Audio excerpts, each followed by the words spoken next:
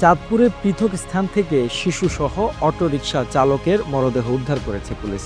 দুপুরে মতলব দক্ষিণ উপজেলার খাদেরগাঁও ইউনিয়নের বেলুতি গ্রামে মঈনুদ্দিন ব্যাটারি চালিত কিশোর অটোরিকশা চালক ও কচুয়া উপজেলার বাইসারা গ্রামে নিখোঁজ ৩ দিন পর ডোবা থেকে শিশু তানবীরের মরদেহ উদ্ধার করে পুলিশ।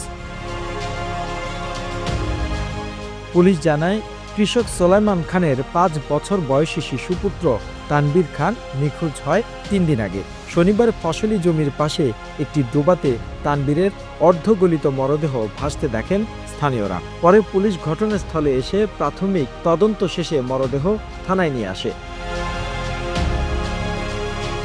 এদিকে মতলব দক্ষিণ উপজেলার উপাধি উত্তর ইউনিয়নের ডিঙ্গাভাঙা গ্রামের নাসির উদ্দিন মিয়াজির ছেলে মঈনুদ্দিনকে হত্যা করে তার অটো রিকশাটি ছিনতাই করে নিয়ে যায় দুর্বৃত্তরা। পরে তার মরদেহ দেখতে পেয়ে স্থানীয়রা পুলিশকে খবর দেয়।